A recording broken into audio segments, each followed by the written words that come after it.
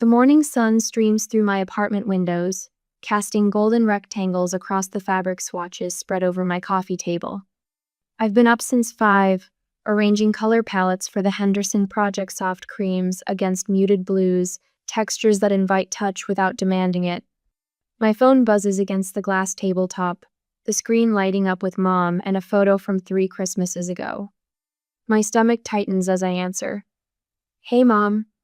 "Tessa, darling." Her voice carries that careful brightness that always makes me brace myself. "How are you, sweetheart?"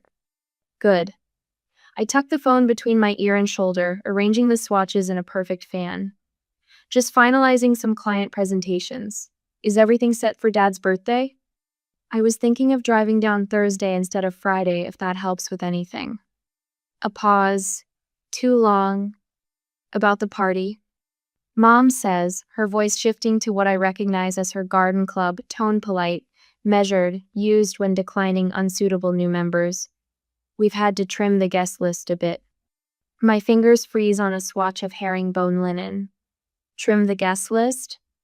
"Yes. Well, your father decided he wants something more business-focused. You know how he is turning 65 is making him think about legacy and company direction. The implication hangs between us. I am not part of that legacy or direction." "I see." My voice comes out steady, a skill perfected at Sunday dinners where I've learned to swallow disappointment with my pot roast. "So, are Miles and Chloe still invited?" Another pause, this one heavy with the answer I already know. "Well, yes." Mom's voice drops slightly. "But honey, they're involved in the company, and there'll be investors, and—" A shuffling sound comes through the phone, then my father's voice cuts in, sharp and impatient. "Let's be honest, Tess. This isn't your scene. The party will be all business talk that would bore you to tears." "Dad, Miles or Chloe will be running things someday. That's just how it is." His tone softens into what he probably thinks is kindness. "You've got your little design thing. We're proud of that. But this party is about and Sons' future. Monroe and Sons. The name that's always excluded me, printed on business cards and downtown buildings and the massive stone entrance to our family estate. A constant reminder of my place or lack of it." "I understand." The words taste like copper in my mouth. After terse goodbyes, I set my phone down, screen against the table so I don't have to see Mom's face looking up at me.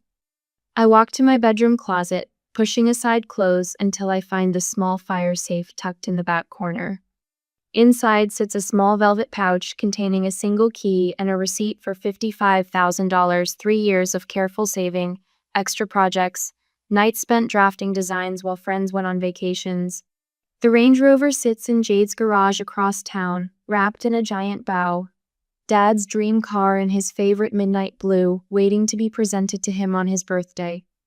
The perfect gift to finally show him I was worthy of being a Monroe, even without following his prescribed path. I stare at the receipt until the numbers blur. If I'm not important enough to attend, he's not important enough for this gift. My fingers tremble as I dial Jade's number. "What's wrong?" she answers on the second ring, knowing me too well to bother with hello. "They uninvited me." My voice cracks despite my efforts. "To Dad's birthday, Miles and Chloe are still going, just not me." "Those absolute—" Jade cuts herself off. "What are you going to do?" I look down at the key in my palm, the weight of it suddenly different. "The Range Rover," I whisper. "I think I'm keeping it." "Good." Jade's voice hardens with protective fury. "If they don't want you at the table, show them what they're missing." That night, I spread maps across my coffee table, tracing coastal California roads with my fingertip. I cancel my Napa Valley hotel reservation, the place I'd booked to stay after Dad's party. Instead, I plot a route along beaches and cliffs, through redwood forests and wine country. I removed the giant bow from the Range Rover, sliding it onto my own keyring instead. The symbolism isn't subtle, but then, neither was my father's dismissal. Time to drive my own road. I whisper to the empty apartment, the words somehow both terrifying and exhilarating. After 27 years of trying to earn a seat at the Monroe table, I'm finally walking away from it. The Range Rover's engine purrs as we pull out of Austin just as the sun cracks open the horizon. Jade adjusts her camera settings, capturing the pink-orange glow washing over the midnight blue paint. My hands grip the steering wheel, knuckles no longer white with tension but relaxed, like I've been driving this car my whole life instead of just the past 12 hours. Look at you, Jade says, lowering her camera. Every mile, your face changes. I glance in the rearview mirror. My eyes look different, somehow clearer, more focused. The permanent crease between my eyebrows has softened. I barely recognize myself. My phone buzzes against the console. Mother. Then Miles. Then Chloe. 3 text notifications in a row, like a coordinated attack. Are you coming to the office today? From Miles. Mom's worried. Call her. From Chloe. Darling, please respond. I'm concerned. From Mother. No mention of the uninvitation. No acknowledgement of yesterday's conversation. I silence the phone and toss it into the center console. West it is. 3 days and 400 miles later, we stand at an overlook in Carmel by the sea. The Pacific stretches endless and blue below us. The Range Rover parked at a perfect angle, with the coastline curving behind it. Jade circles the vehicle, her photographer's eye finding compositions I would never see. Stand by the driver's door, she directs. Look out at the ocean, not at me. I lean against the car, one hand resting on the mirror. The California breeze lifts my hair, and for once, I don't try to control it. Perfect, Jade murmurs, the camera shutter clicking rapidly. This is the one. That night in our hotel room, I scroll through the photos she's taken. One stops my finger cold me beside the Range Rover. Profile turned toward the ocean. Eyes bright with something that looks suspiciously like freedom. The sunset casts golden light across my face and turns the car's paint to sapphire. This is it, I say, holding up the phone. This is the one. Jade nods, understanding immediately. The question is, what are you going to say? I stare at the image for long minutes, composing words in my head, deleting them, starting over. My thumb hovers over the screen. Finally, I type. This was supposed to be a gift. But when you're not invited to the table, maybe you should drive away instead.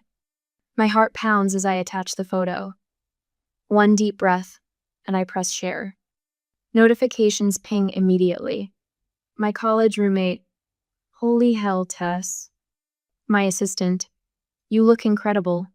A design colleague. Their loss is California's gain. You're glowing. Did you block your family? Jade asks, watching the comments roll in. No, I answer quietly. I want them to see it.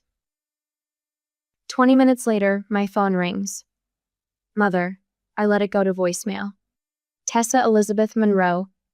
Her voice begins, confusion giving way to controlled anger with each word. What exactly do you think you're doing? That car was? That Robert's birthday gift? Call me immediately. The texts follow. Chloe. Dad is furious. What were you thinking posting that? The Andersons saw it and called Mom. Miles. Take that down now. You're embarrassing the family and damaging our reputation. Dad has investors watching our personal accounts. Then a screenshot from Chloe shows the family group chat I'm not part of. My post, surrounded by my father's all-caps rage and my mother's damage control suggestions. I silence the phone completely and walk to the balcony. The sunset spreads across the water in shades of gold and crimson. For the first time in years, my chest expands fully when I breathe. My laptop pings with a notification. A direct message on Instagram from Franklin Dorsey, 70 years old, my father's longest investor, a family friend who's known me since birth. Quite the statement you're making, Tessa. My stomach drops. I call him immediately, preparing for another lecture about family loyalty and discretion. Franklin, I now need to explain. He interrupts, his voice warm rather than condemning. I saw your post. Then I received a rather frantic call from your father about your temporary emotional crisis. I sink onto the bed. I'm not having a crisis. I didn't think you were. A pause. I've always wondered when one of you kids would stand up to Robert. My breath catches. What? Your father didn't mention that he'd excluded you from his birthday, did he? Franklin's voice carries 50 years of boardroom negotiations. Interesting omission. You understand why I did this? Tessa, I've watched how they treat you for years. The quiet one, the afterthought. I saw more than you realize. My eyes burn with unexpected tears.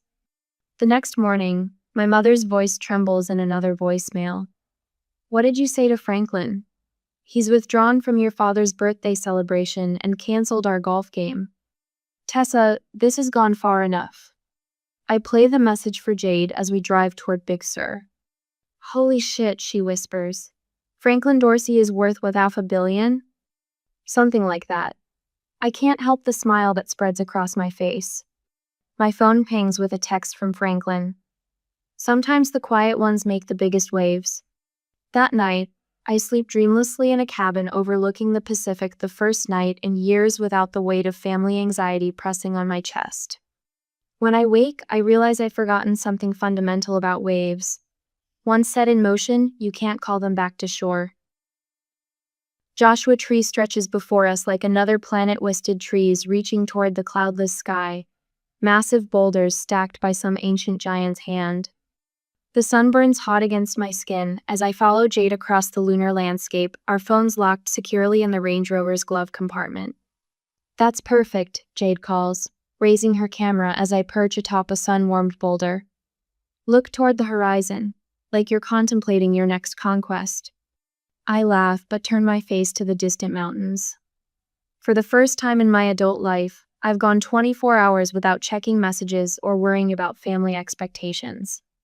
The freedom settles in my bones like a truth I've always known but never acknowledged.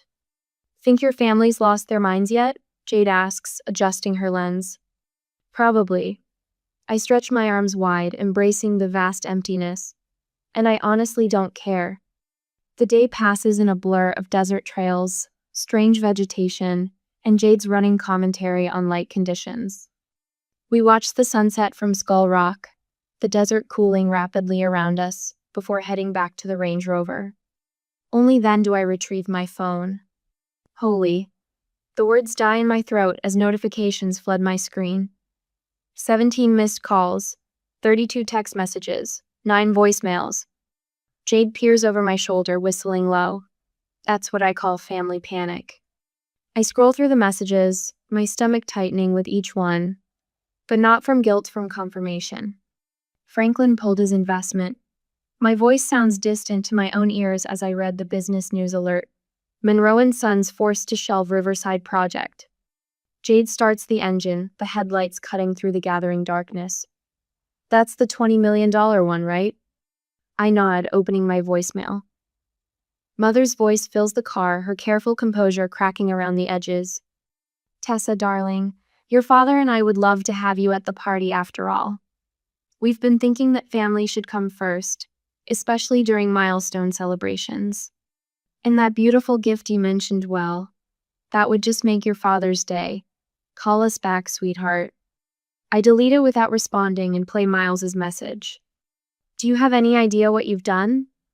My brother's voice shakes with fury.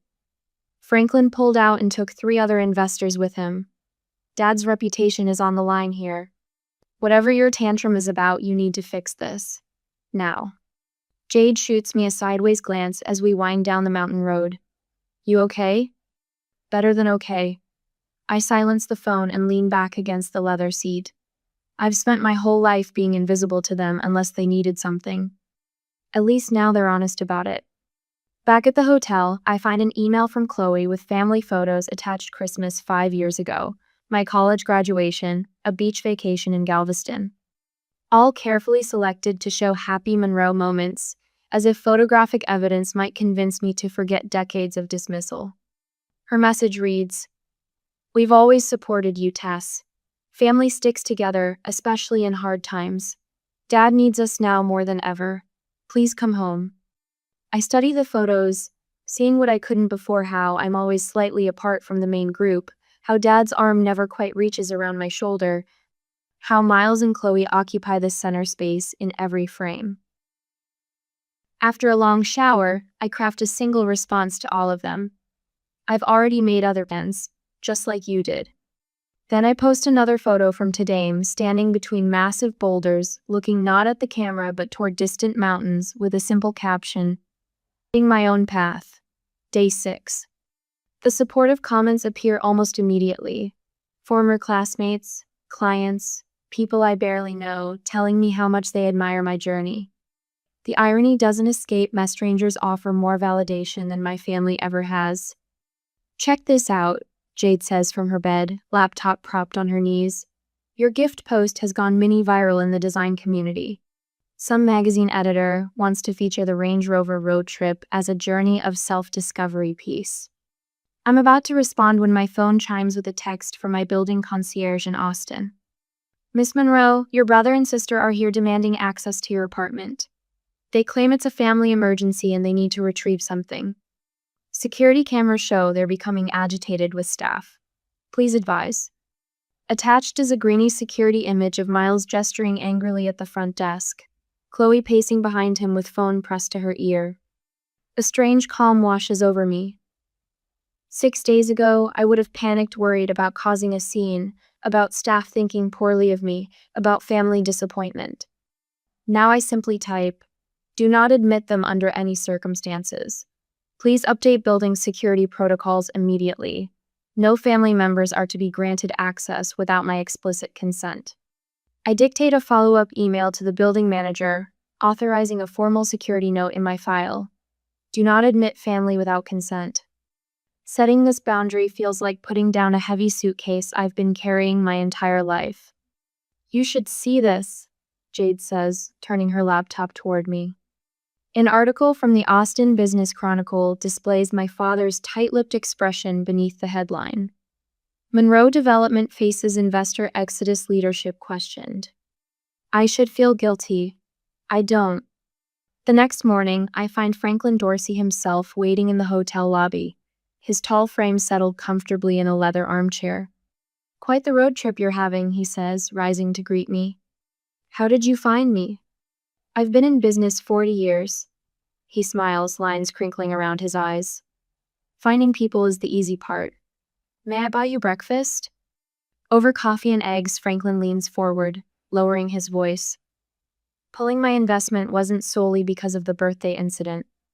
Your parents have been ignoring sound advice for years, risky acquisitions, outdated development models, refusing to address environmental concerns. I stir my coffee, watching the cream create patterns against dark liquid. Then why now? Seeing how they treated you, he shakes his head, that sealed the deal. In 40 years of business, I've learned that how people treat their family reveals how they'll treat their partners. If Robert can dismiss his own daughter so easily, what chance do the rest of us have? The validation I never received from my own family sits across from me, offered freely by this near stranger. What happens next? I ask. Franklin shrugs. That depends on your father, and on you. He slides a business card across the table. When you finish this journey of yours, call me. I think we could do some interesting work together. I tuck the card into my wallet, a small passport to possibilities I hadn't imagined a week ago. Thank you, I say, meaning it. Don't thank me yet. Franklin's eyes twinkle with something between amusement and respect. Standing up for yourself is just the beginning. The real work comes after. As he walks away, I realize I'm ready for whatever that work might be. The Range Rover hums beneath me as I cross the state line back into Texas, 10 days of California coastal highways still vivid in my rearview mirror.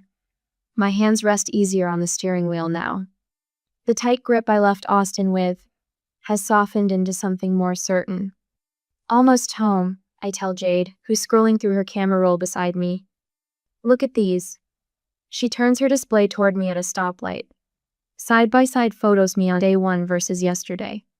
Same woman, different eyes. I could build an entire exhibition around your transformation. In the first image, my smile looks borrowed, my posture a question mark. The latest shows me leaning against the Range Rover at Big Sur, looking straight into the lens, shoulders back. No apology in my stance. I hardly recognize myself, I admit. That's the point. Jade swipes through more images. The old Tessa would have delivered this car with a bow and begged for scraps of approval. The new one drove it up the Pacific Coast Highway instead. The afternoon sun glints off the dashboard as Austin's skyline materializes in the distance. The Range Rover no longer feels like a gift denied its recipient. It's mine now, earned through years of work and 10 days of courage. My apartment building appears around the corner, familiar yet somehow different. The doorman nods as I pull into my reserved spot. "Welcome back, Miss Monroe. Had some visitors while you were away." My stomach tightens as we ride the elevator to my floor. Outside my door sits an enormous basket wrapped in cellophane, trailing ribbons in the company colors. Nestled among imported chocolates and premium spirits is my father's business card. The handwriting isn't his. "Your father wanted to welcome you home," Jade reads, her voice flat. I unlock my door, leaving the basket in the hallway. My apartment feels smaller somehow, as if I've outgrown it. Sunlight streams across my design table where fabric swatches still wait in perfect fans. My answering machine blinks furiously. I press play, steeling myself. "Tessa, darling." My mother's voice fills the room. "This silent treatment has gone on long enough. Family unity is what matters most, especially now. Your father." I press delete before she can finish. Another message plays. "Miles dropped by yesterday. Fortunately, your doorman wouldn't let him up. Thought you should know. My building manager, not unkind." The third message is Chloe's friend Bethany, her voice overly casual. "Hey Tess, just checking in. Haven't heard from you in forever. Chloe mentioned you might be going through something. Coffee soon." Jade snorts. "A phase. They're telling people you're going through a phase." I delete the remaining messages and stand at my window, watching the city lights flicker on as dusk approaches. My phone lights up with a text from Franklin Dorsea linked to Texas Design Quarterly. The subject line reads, "Road Trip Revelation. Interior designer Tessa Monroe's journey of self-discovery, captured by photographer Jade Chen." "Jade," I whisper, showing her the screen. "What did you do?" She grins. "I sent a few of the best shots to my contact at the magazine. They want to run a feature." The article loads the Range Rover prominently featured against California's dramatic coastline, my transformation documented in Jade's stunning photographs. Comments are already flowing beneath the online preview. By morning, my office voicemail is full. 3 potential clients, one specifically mentioning those incredible Range Rover photos. The largest is a complete redesign of a downtown restaurant project that would double my annual revenue. I trace my finger over the contract, remembering Dad's dismissive, "little design thing" comment.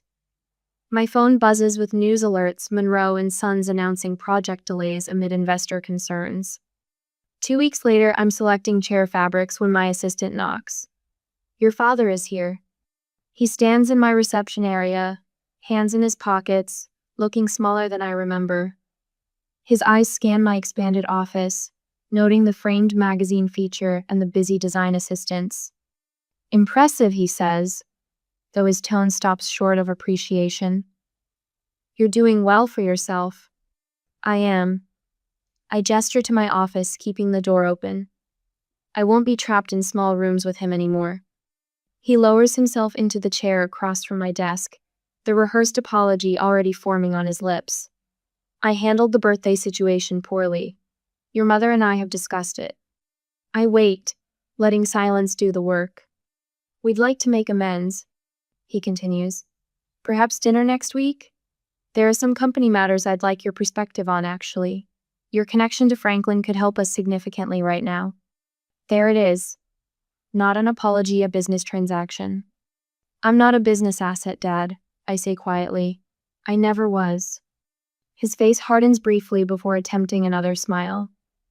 "Of course not, Tess. Family first, always." "I'm changing my phone number tomorrow." I stand. "My assistant will walk you out." That evening, I rearrange my apartment, taking down family photos and replacing them with Jade's California shots.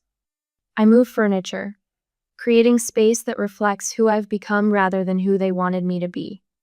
My grandmother's antique calendar hangs in my kitchen, November and December pages pristine. For the first time in 27 years, I won't attend the annual Monroe Christmas gathering. I sit on my balcony, the Range Rover's keys cool in my palm. The weight of them feels different now, heavier with purpose rather than expectation. Best gift I ever gave myself, I whisper to the Texas sky, no longer needing anyone to hear it but me. The society page of the Austin Business Chronicle sits on my kitchen counter, open to Robert Monroe's birthday celebration. I trace my finger over the photo father at the center, his smile not quite reaching his eyes.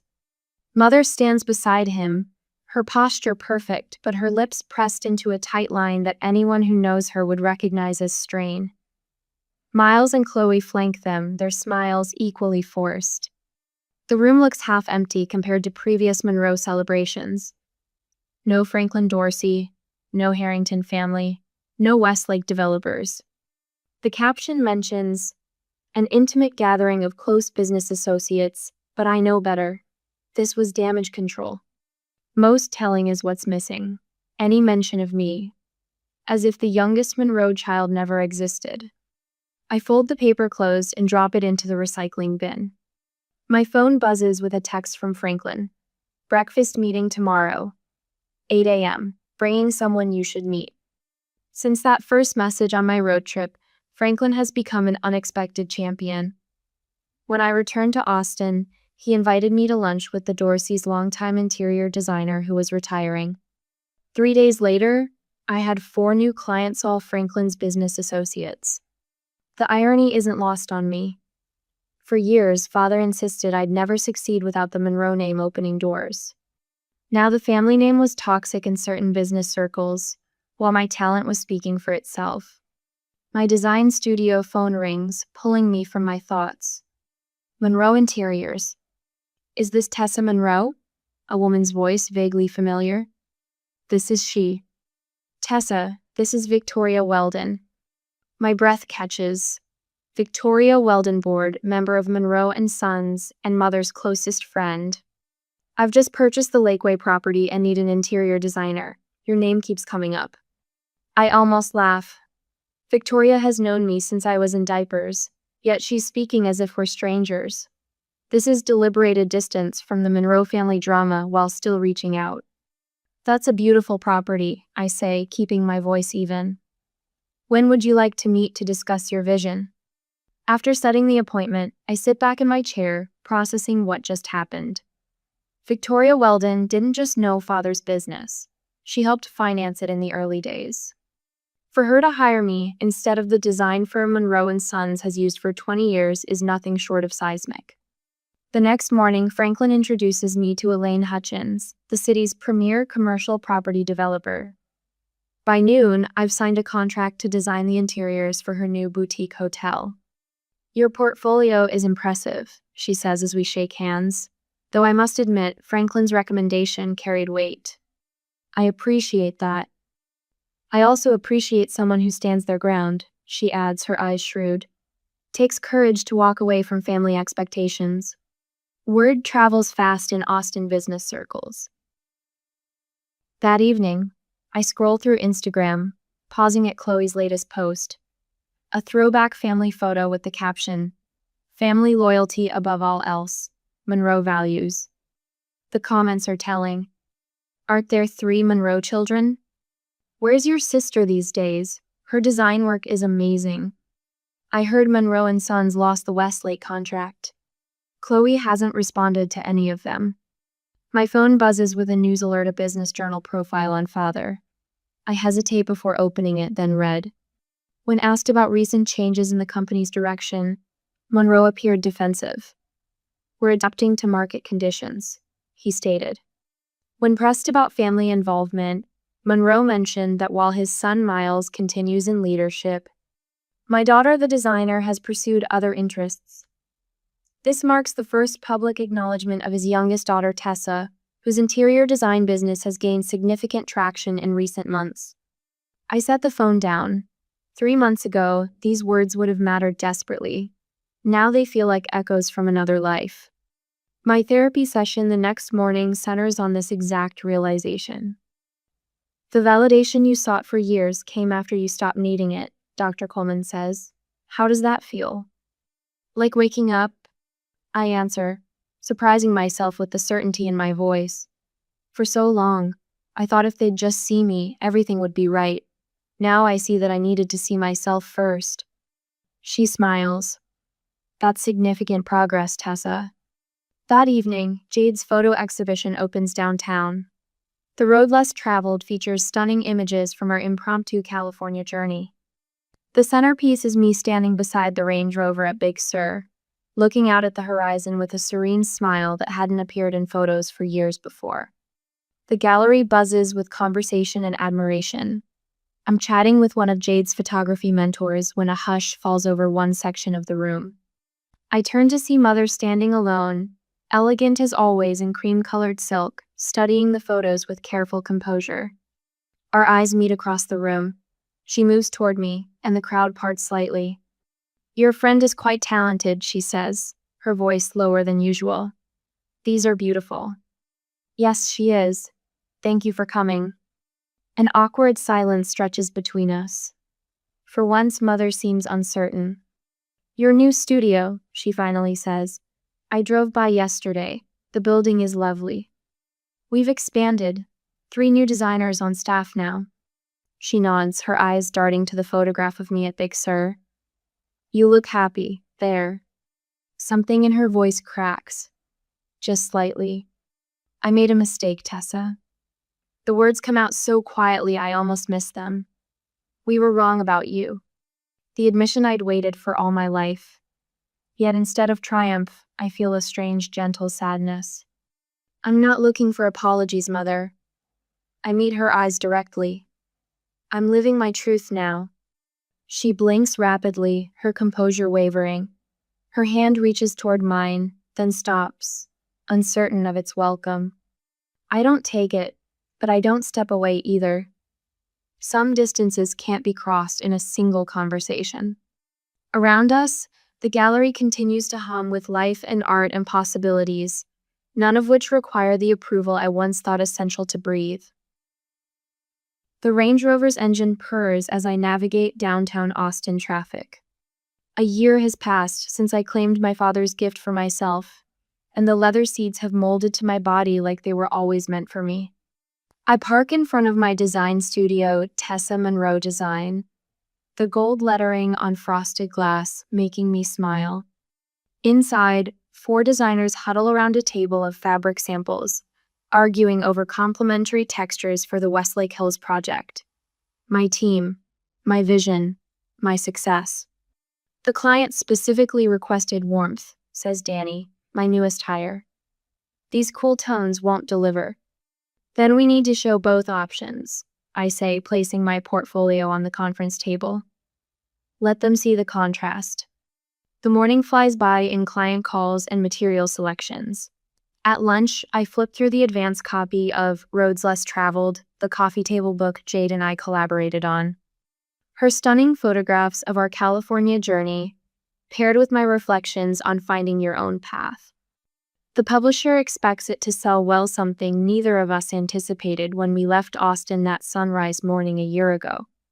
My phone buzzes with Chloe's weekly text. Since quitting Monroe & Sons 6 months ago to start her own marketing firm, she's become almost like a real sister.